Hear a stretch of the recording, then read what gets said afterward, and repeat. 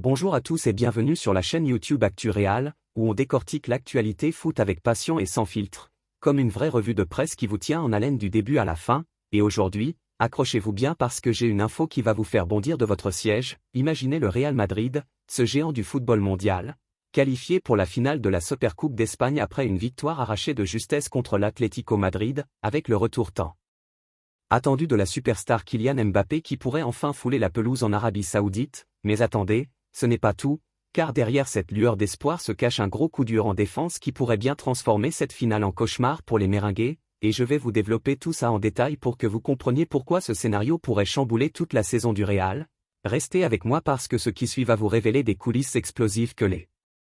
médias traditionnels n'osent pas toujours creuser aussi profondément.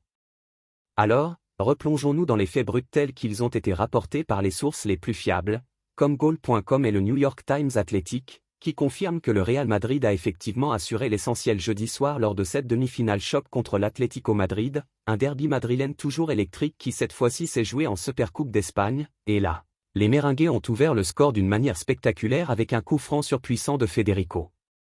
Valverde, ce milieu uruguayen qui continue de s'imposer comme un pilier incontournable avec sa frappe de nul capable de percer n'importe quelle muraille, et puis Rodrigo a enfoncé le clou avec une deuxième réalisation qui a scellé une victoire 2-1, mais soyons honnêtes, cette performance n'a pas été flamboyante, loin de là, les troupes de Xavi Alonso, cet entraîneur basque qui apporte une touche tactique raffinée depuis son arrivée au Real, ont peiné face à leurs voisins colchoneros, et on ne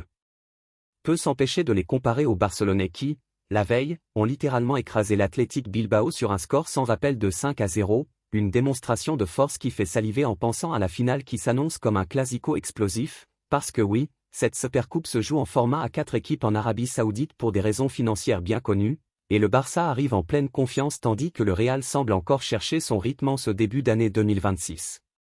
Mais la grande nouvelle positive, c'est le retour imminent de Kylian Mbappé, ce phénomène français de 27 ans qui a rejoint le Real Madrid en 2024 après des années de rumeurs et de négociations folles avec le PSG, et qui, malgré une adaptation parfois chaotique marquée par des blessures récurrentes, reste le joyau de l'attaque merengue avec ses stats hallucinantes. Rappelez-vous, en 2025 il a claqué 35 buts toutes compétitions confondues, dont 22 en Liga, et son absence récente due à cette touche au genou gauche survenue juste avant les fêtes de fin d'année a laissé un vide béant dans l'équipe, forçant Alonso à bricoler avec des solutions comme titulariser le jeune Endrick ou repositionner Vinicius Junior en pointe, mais selon les déclarations de l'entraîneur lui-même après le match contre l'Atlético, Mbappé s'apprête à rallier l'Arabie Saoudite et devrait être sur pied pour la finale. Une info corroborée par des sources comme Sport Illustrated qui explique qu'il a repris l'entraînement intensif à Madrid et que son genou répond bien au traitement, ce qui pourrait signifier un retour en fanfare pour ce joueur capable de changer le cours d'un match à lui seul. Imaginez-le aligné aux côtés de Bellingham, Rodrigo et Vinicius, une ligne d'attaque qui fait trembler n'importe quelle défense, et surtout celle du Barça qui, malgré sa forme actuelle, se souvient encore des humiliations infligées par Mbappé lors des classicos passés. Pourtant, ce n'est pas tout rose au Real, car comme l'indiquent des rapports de Madrid Universal et Al Jazeera, un cadre majeur de la défense devrait manquer à l'appel pour cette finale, et là on parle d'un vrai coup dur qui pourrait déséquilibrer toute l'arrière-garde. Les sources évoquent un triple Scar blessuré avec 3 joueurs clés dont l'état est incertain, mais le plus préoccupant semble être Eder Militao, ce Brésilien solide comme un roc qui a déjà connu des blessures graves par le passé, comme sa rupture des ligaments croisés en 2023 qu'il avait tenu éloigné des terrains pendant des mois, et selon les insiders, il pourrait être forfait à cause d'une rechute ou d'une fatigue musculaire accumulée, forçant Alonso à se rabattre sur des options comme Antonio Rudiger ou le jeune Jacobo Ramon, mais sans ce pilier défensif. Le Real risque de souffrir face à l'armada offensive barcelonaise menée par un Lewandowski toujours affûté et un Yamal qui explose à 18 ans, et pour contextualiser, rappelons que la Supercoupe d'Espagne n'est pas juste un trophée mineur, c'est un titre qui donne le ton pour la saison. Le Real l'a remporté 13 fois dans son histoire, dont la dernière en 2024 contre le Barça justement, avec un triplé de Vinicius qui avait fait le buzz mondial, mais en 2025 c'est l'Atlético qui avait surpris tout le monde en s'imposant, et cette année 2026, avec les enjeux financiers énormes on parle de contrats saoudiens à plusieurs centaines de millions.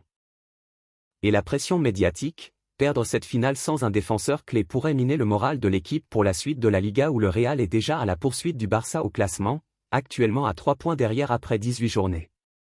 Allons plus loin dans l'analyse, comme le font les experts sur ESPN et beIN Sport, cette blessure de Mbappé initiale n'est pas anodine, elle s'inscrit dans une série de pépins physiques qui interrogent sur la gestion du joueur, rappelez-vous ces années au PSG où il était sursollicité avec plus de 50 matchs par saison, et au Real, malgré un staff médical de pointe, il a déjà manqué une dizaine de rencontres depuis son arrivée, ce qui pose la question de son adaptation au style plus physique de la Liga comparée à la Ligue 1, et des voix comme celle de Craig Burley sur ESPN soulignent que sans une rotation plus intelligente, Mbappé risque de brûler ses ailes prématurément, surtout à 27 ans où il devrait être au pic de sa carrière, mais d'un autre côté, son retour potentiel pour la finale est une bouffée d'oxygène, car statistiquement, avec lui sur le terrain, le Real marque en moyenne 2,5 buts par match contre 1,8 sans lui, et son duo avec Bellingham a déjà produit 15 assists combinés. L'an dernier, imaginez l'impact psychologique sur les Barcelonais qui, malgré leur 5-0 contre Bilbao, savent que Mbappé peut les transpercer en contre-attaque avec sa vitesse supersonique mesurée à plus de 35 km/h en pointe. Du côté du coup dur en défense, si c'est bien Militao qui manque, ça rappelle les galères du Real en 2023 à 2024 quand Alaba et lui étaient absents simultanément, forçant Ancelotti l'ancien coach à improviser avec Tchouaméni en centrale, et aujourd'hui avec Alonso aux manettes, qui prône un football plus possession basé inspiré de son passage à Leverkusen. Perdre un défenseur axial pourrait exposer les faiblesses contre un Barça qui excelle dans les transitions rapides, et les stats le prouvent. Sans Militao, le Real concède 1,7 buts par match en moyenne, contre 0,9 avec lui, un écart qui pourrait être fatal dans une finale où les erreurs ne pardonnent pas, et pour élargir le débat, parlons de l'historique de ses blessures au Real, un club qui a investi des fortunes dans son centre médical mais qui continue de payer le prix d'un calendrier surchargé avec la Ligue des Champions, la Liga, la Coupe du Roi et ses supercoupes délocalisées, des observateurs comme ceux de Marca pointent du doigt la FIFA et l'UEFA pour ce surmenage des joueurs, et Mbappé lui-même a déjà publiquement critiqué cela dans une interview en 2025, disant que les footballeurs sont traités comme des machines, ce qui ajoute une couche sociétale à cette info, parce que derrière les millions, il y a des humains qui craquent, et ce coup dur pourrait bien être le symptôme d'un problème plus profond au sein du football moderne.